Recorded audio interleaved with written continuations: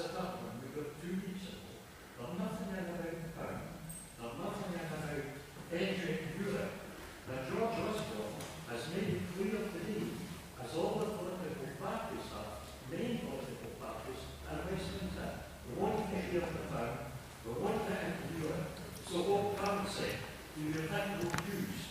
Is it going to be one you used 400 years ago? The OB? I don't know. Tell me. Now, I don't have what to say. I was on your side.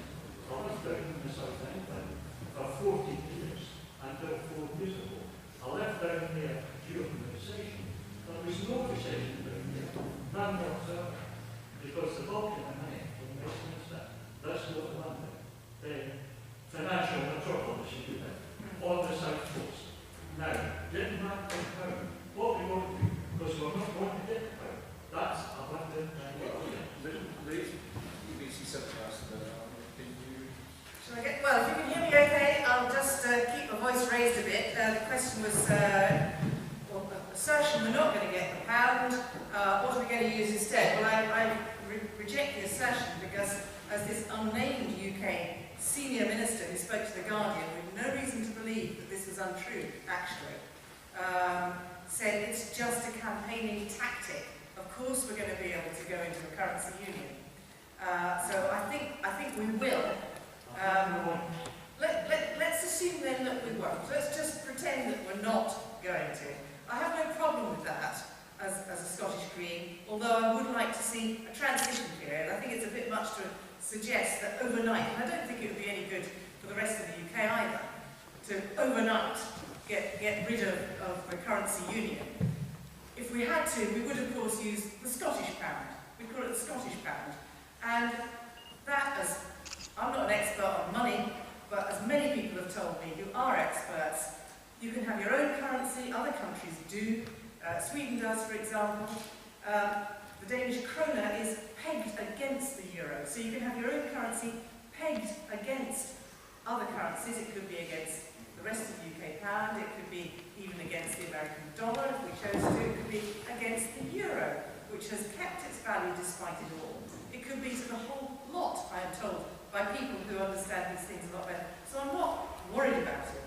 And we could carry on like that for some time until we had enough credit worthiness on the back of our own great prosperity that we're looking forward to, but until we've established our own credit worthiness and we can maybe think about having our own currency. Because I don't actually believe that 2 separate countries with 2 separate economies can be in a sensible currency union. One is going to hold the other back, or I don't see it working in the long term. As a short-term measure, I think it would be fine.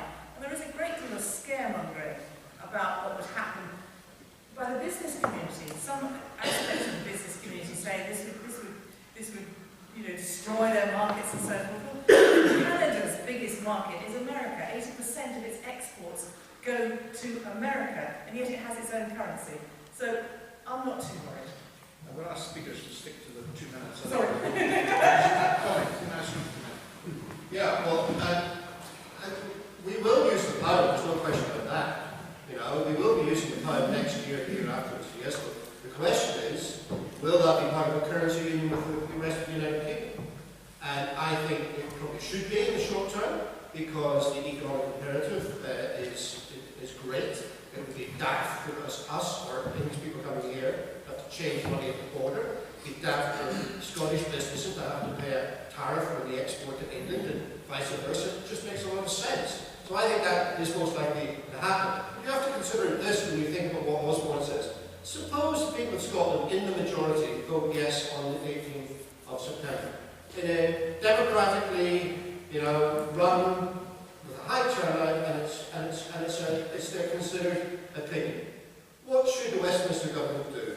Should it seek to recognise and respect that decision and work with it to then improve and have the best arrangements within these islands that we can, and give a self-government here and talk about cross-border cooperation on a whole range of areas? Would that be the approach, or would they seek to punish us for having had the audacity to take that decision by trying to take our own money away from us?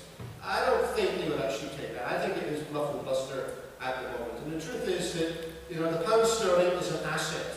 The reserves that it has have been built up by people in Scotland as much as by people in England. So, like many other asset to be discussed and to be negotiated.